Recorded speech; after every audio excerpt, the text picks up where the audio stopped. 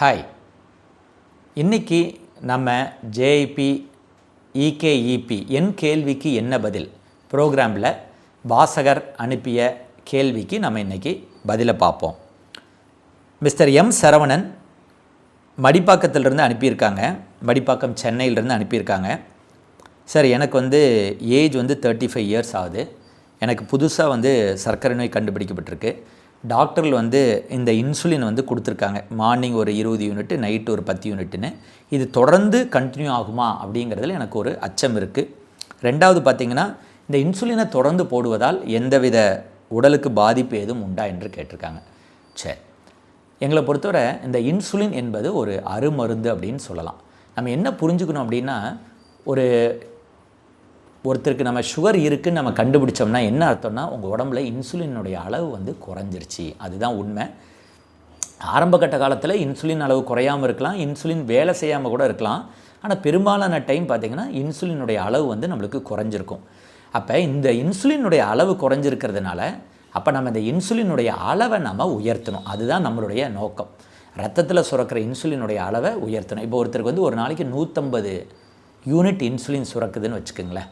ஒரு blood sugar test நம்மளுக்கு இன்றைக்கி வெறும் வயிற்றில் 400, சாப்பிட்டதுக்கப்புறம் 650ன்னு வருதுன்னா, ஓப்பனாக சொல்லப்போனால் அவர் 4 இட்லி தான் சாப்பிட்ருப்பார், ஆனால் 650ன்னு வருதுன்னா, அவர் உடம்புல இந்த 150 யூனிட் இன்சுலின் எடுத்துக்கிட்டிங்கன்னா கிட்டத்தட்ட 10 யூனிட் தான் சுரக்குதுன்னு அர்த்தம். ஒரு 140 யூனிட் கிட்ட பற்றாக்குறை இருக்குதுன்னு அர்த்தம். இப்போ நம்மளுடைய கடமை என்னென்னா, மருத்துவனோட கடமை இந்த 140 யூனிட் இன்சுலினை பழையபடி சுரக்க வைக்கணும். அப்போ நம்ம என்ன சொல்கிறோன்னா, இன்சுலின் எதுக்காக தேவைப்படுது? அந்த ரத்தத்தில் உள்ள சர்க்கரையை செல்களுக்குள்ளே அனுப்புறதுக்கு தான் தேவைப்படுது. அப்போ நம்மளே என்ன பண்ணுறோம், இன்சுலினுடைய அளவு நம்மளுக்கு போதுமானதாக இல்லைன்னு இன்சுலின் தேவைப்படுற மாதிரி இருக்கிற உணவுப் பொருளை நம்ம அவாய்ட் பண்ணுறோம். அதனால தான் அதிக சுகர் உள்ள உணவுப் பொருளை அவாய்ட் பண்ணுறோம். இது ஒரு விதமான ஸ்ட்ராட்டஜி. ஆனால் நீங்கள் உணவை மாற்றுறதுனால, சர்க்கரை அளவு கம்மியாக இருக்கிற உணவுப் பொருளை எடுக்கிறதுனால மட்டும் இந்த 140 யூனிட் பற்றாக்குறையை நீங்கள் மேனேஜ் பண்ண முடியாது. ஒரு 20 யூனிட் பற்றாக்குறையை நீங்கள் உணவு மாற்றுறதன் மூலம் என்ன பண்ணலாம், சமாளிக்கலாம்.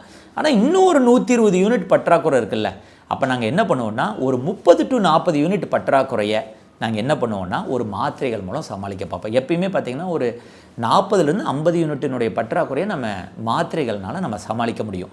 ஆனால் ஒருத்தருக்கு 600 சுகர் இருக்குது, வெறும் 10 யூனிட் தான் சுரக்குது, 140 யூனிட் கிட்ட பற்றாக்குறை வரும்பொழுது பெஸ்ட்டு ட்ரீட்மெண்ட் என்னன்னு பார்த்தீங்கன்னா, உங்கள் உடற்பயிற்சி, உணவு மாற்றத்தின் மூலம் அந்த 140 யூனிட் பற்றாக்குறையில் ஒரு 20லேருந்து 30 யூனிட் நீங்கள் மிச்சப்படுத்தலாம். மீதி இருக்கிற 110 யூனிட்டுக்கு பார்த்தீங்கன்னா ஒரு 40-50 யூனிட்டு மருந்துகள் மூலமாக சுரக்க வைக்கலாம். ஆனால் மீதி இருக்கிற ஒரு 60 யூனிட்டை நீங்கள் வெளியிலிருந்து தான் கொடுக்கணும். அப்போ இன்சுலின் எங்கே நம்மளுக்கு உண்மையிலே தேவைப்படுதுன்னா, எப்போ இன்சுலினுடைய அளவு முற்றிலுமாக உங்கள் உடம்புல சுரக்கிறது கம்மின்னு தெரியுதோ, எய்தர் நம்ம பெப்டைடுங்கிற டெஸ்ட் மூலமாகவும் பார்ப்போம் இன்சுலின் அளவு சுத்தமாக சுரக்கலைங்கிறது, அல்லது நம்மளுக்கு தெரியும் இப்போ 4 இட்லி சாப்பிட்டுட்டு 600 சுகர் வருதுன்னா இப்போ இன்சுலின் அளவு சுத்தமாக சுரக்கலை. அப்போ அந்த மாதிரி சமயத்தில் இன்சுலினை நாங்கள் போடுவோம். ஸோ இன்சுலினை போடுறதுனால என்ன ஒரு நன்மைனா, நீங்கள் மாத்திரையை நிறையா போட்டு புஷ் பண்ணும்போது வயிறில் எரிச்சல் வரலாம், கேஸ்ட்ரைட்டிஸ். அப்புறம் இந்த மாத்திரைகள் இன்சுலினை ஓரளவுக்கு தான் அதன் மேலே அழுத்தம் கொடுத்து இன்சுலினை சுரக்க வைக்க முடியும்.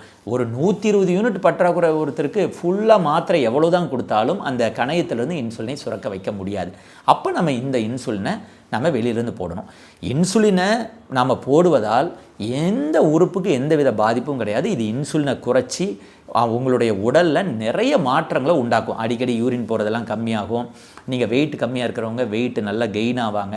மற்றபடி நிறைய அதை சொல்லிகிட்டே போனால் நிறைய நன்மைகள் உண்டு. அது இந்த ப்ரோக்ராம் உங்களுக்கு பத்தாது. ஆனால் ரொம்ப இம்பார்ட்டன்ட் என்னென்னா, இந்த இன்சுலின் போடுறதுனால உடல் பாதிப்பு வருமான நிச்சயம் கிடையாது. அதுக்கு இன்னொரு உதாரணம் பார்த்திங்கன்னா, கர்ப்பிணி பெண்களுக்கு சுகர் அதிகமாக இருக்குன்னாவே நாங்கள் முதல்ல ரெக்கமெண்ட் பண்ணுறது இன்சுலின்.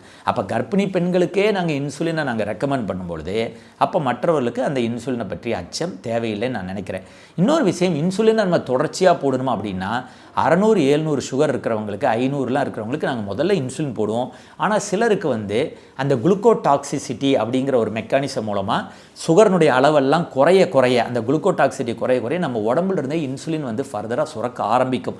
அப்படி சுரக்க ஆரம்பிக்கும் பொழுது நாங்களும் இன்சுலின் போடுறோம், உங்கள் உடம்புல இன்சுலின் சுரக்கும் போது அடிக்கடி நீங்கள் லோ சுகருக்கு போவீங்க. அப்படின்னா என்ன அர்த்தம்னா, முதல்ல 20 யூனிட் கொடுத்துருப்பாங்க, மாதத்தில் 150 வந்திருக்கும். ஆனால் அதே 20 யூனிட் நெக்ஸ்ட் மந்த்து கண்டினியூ பண்ண சொல்லும்போது பார்த்தா 70-80ன்னு போடுவாங்க. அப்போ அந்த 20 யூனிட்லேருந்து 15 குறைப்போம். அப்போ ஒரு 5 யூனிட் உங்களுக்கு சுரக்குதுன்னு அர்த்தம். திருப்பி அந்த 15 யூனிட் போடும்போதே உங்களுக்கு வந்து என்ன ஆகும், லோ சுகர் வரும். அப்போ என்ன ஆகுது, இன்னொரு 5-10 யூனிட் உங்கள் உடம்புல சுரக்குது. அதனால் நாங்கள் வெளியே போடுற 15 தேவையில்லைன்னு சொல்லிட்டு திருப்பி நாங்கள் அதை குறைப்போம். அப்படி வருகின்ற மாதங்களில் அடிக்கடி நீங்கள் லோ சுகர் போகும்போது உங்கள் உடம்புலையே இன்சுலின் சுரக்குதுன்னு அர்த்தம். அப்போ நாங்கள் இன்சுலினை வந்து நாங்கள் விட்ரா பண்ணுவதற்கு வாய்ப்பு இருக்குது. அதற்கு நீங்கள் வந்து பொறுமையோடு காத்திருக்கணும். இது ஒன்று. ரெண்டாவது, சில டைம் இன்சுலின் பார்த்திங்கன்னா நார்மல் லெவல் சுகர், அதாவது ஒரு 250-300 கூட மாத்திரைகளுக்கு பதிலாக இன்சுலினை நாங்கள் வந்து முன்னுரிமை கொடுப்போம். அது எப்போன்னு பார்த்திங்கன்னா, ஒரு அறுவை சிகிச்சை உங்களுக்கு தேவைப்படுது, உடனடியாக சுகரை குறைக்கணும் 4-5 நாளில், அப்போ இன்சுலினை முதன்மைப்படுத்துவோம். அல்லது உறுப்புகள் ஏதாவது பாதிப்பு இருந்ததுன்னா, ஒரு கண் பாதிப்பு, ஒரு இருதய பாதிப்பு, கல்லீரலில் பாதிப்பு, சிறுநீரத்தில் பாதிப்பு, அல்லது ஆறாத புண், அல்லது நரம்பு தளர்ச்சி காலில், இதெல்லாம் வரும்பொழுது ஆராய்ச்சியில் என்ன கண்டுபிடிச்சிருக்காங்க, அந்த மாத்திரைகளை கம்பேர் பண்ணும்போது இன்சுலின் என்ன பண்ணுதுன்னா, சுகர்னுடைய அளவை மட்டும் ரத்தத்தில் குறைப்பது மட்டும் இல்லாமல் அந்த சேதமடைந்த உறுப்புகளில் புது திசுக்கள் துளிர்ப்பதற்கு வளருவதற்கு இந்த இன்சுலின் உதவியாக இருக்கிறதுனால சுகர் மிதமாக இருந்தால் கூட நாங்கள் இன்சுலினுக்கு முன்னுரிமை கொடுத்து அந்த இன்சுலினை நாங்கள் போடுவோம். அதனால் எந்த ஒரு விதத்திலும் இன்சுலினை பற்றிய பயம் உங்களுக்கு தேவையில்லை. வரும் காலங்களில் இன்சுலின் தேவையில்லையா இல்லை தேவைப்படுதா அப்படிங்கிறது உங்கள் உடலில் கணையத்திலிருந்து சுரக்க போகின்ற இன்சுலினை பொறுத்து உங்களுடைய மருத்துவர் மெதுவாக கொஞ்சம் கொஞ்சமாக இன்சுலினை நிறுத்துவதற்கு வாய்ப்பு உண்டு. நன்றி.